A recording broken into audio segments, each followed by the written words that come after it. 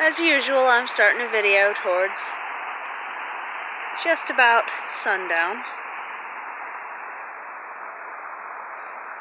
And today I want to talk about staying motivated on a day when the chores allow for very little to show for it.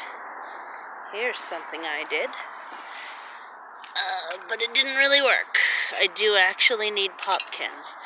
I watched a video from Edible Acres, and they were explaining how to make basically pieces of pop cans stapled onto sticks as permanent labels. And I thought, well, I have a lot of cat food tops. Let me try that. Well, I can read them, and it's before I lose all the Sharpie off of these. So it's something, but it's not really going to be that effective. That's labeling the types of the daffodils that are popping up in between the planted pots. And I'm going to have to relabel a lot of these, because though they were labeled, they've long since faded. So, might try out that bit of advice, of which pen it was. I have to look it back up again, that Sean recommended.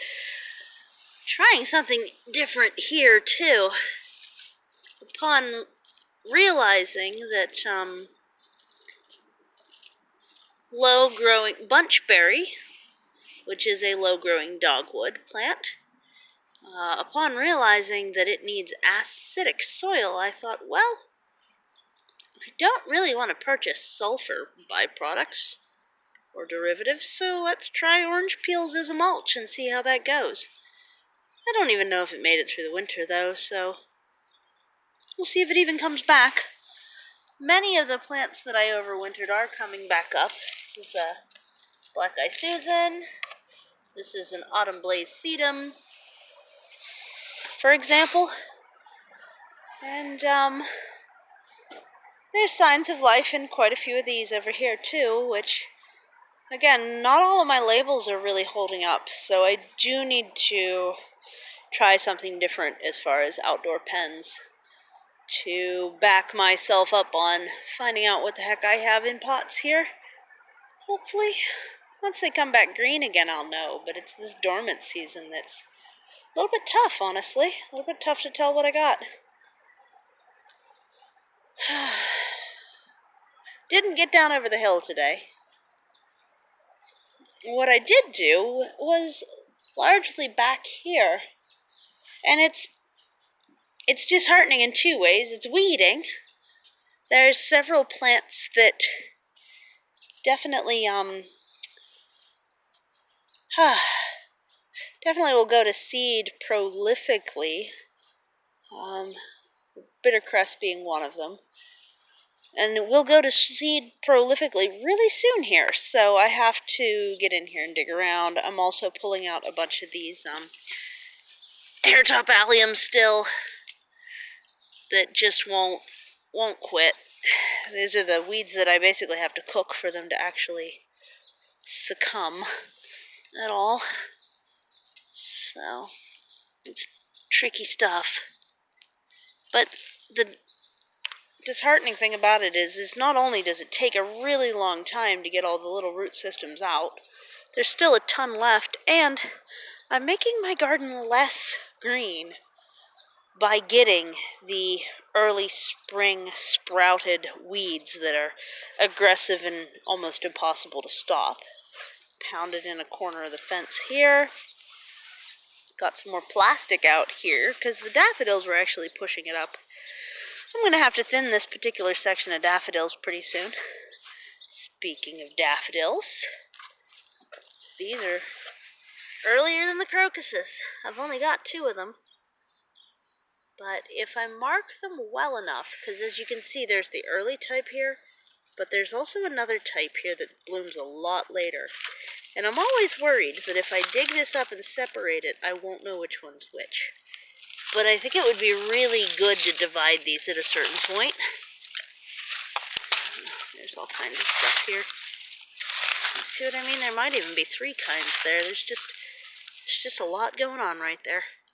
So I'm nervous to dig them up for thinning purposes, even though this is an extremely valuable variety of daffodil if it blooms earlier than crocuses.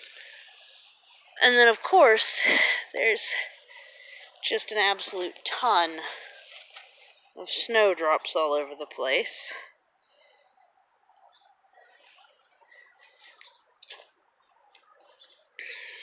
All the way down here and off the... I'd like to pull these out and get them along here to kind of finish out the row. That would be nice. Is it blurry? Yeah, that's annoying. Like, it would be really nice to make this more uniform by picking these out and sticking them there. Some of the greens coming up are soft-neck garlic. I've actually only ever grown hard-neck garlic. It's the type that I picked wild from down the street. More snowdrops here. Really hoping to see signs of life out of more and more in my pots pretty soon here. But I definitely have a lot of daffodils peeking through. And also I can see that a lot of my poppies survived being completely drowned in wood chips, so that's good. Yeah. But I'm also not sure how many of the daffodils along here are going to end up coming up, because I think there were at least a few still right along the edge of the fence, though I may have actually pushed the fence with all these wood chips. Here's some snowdrops coming up. Here's a whole row of daffodils here. What the heck? That goes like straight down. That's weird. Those gotta come out. Bunch at the base of the Juneberry. Bunch at the base of the cherry. Mainly because those were to memorialize my kitty. There's a kitty under the dead old cherry tree. That cherry tree isn't making it.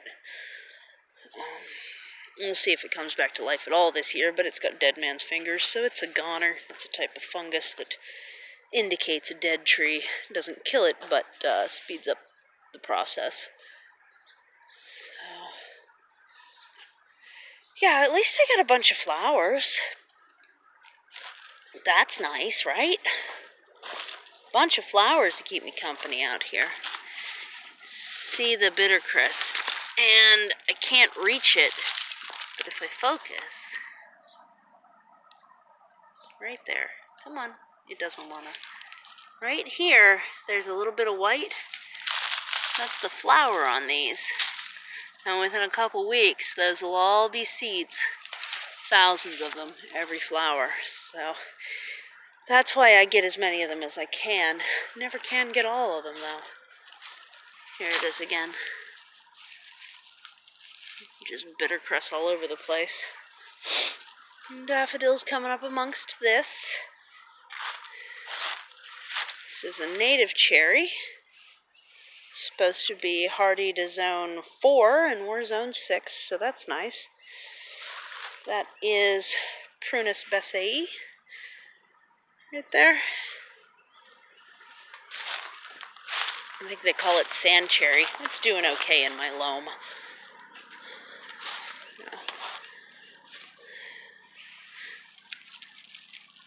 More bulbs coming up. I never have identified what those are.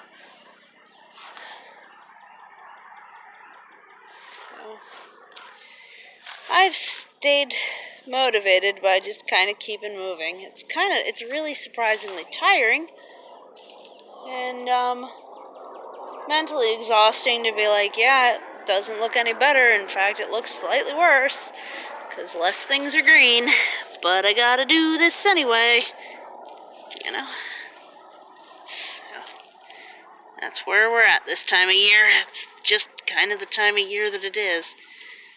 Teasing out other plants to make sure that when I pull it, I don't remove stuff I want. Like, right here we have a bit of moss that I don't want to remove. So you gotta tease that out of the root ball and then try and reattach it to the soil pretty well. And then these all have to go back here into the weed bin. I did pull up a bunch of the sunchokes here, which is nice.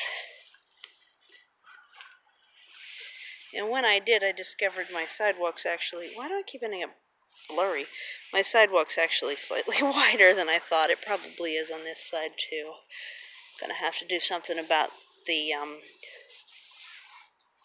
irises taking over the sidewalk here, too, because they're... I think the sidewalk edge is here, and there's a bunch that are just, like, creeping over the sidewalk there. It's probably be about the time to do it. And then down here, I'm really hoping that yellow flag, or blue flag, I actually don't know what type of flag iris this is, but I'm hoping it'll do really well, because that's what that is. A whole bunch more of that hairtop allium in through here. Whew. I need a trench shovel, because I just keep trenching things, but I don't have, like, the proper equipment for it. Yeah. This held up really well this winter. Instead of flooding down to the corner there, it actually stayed in.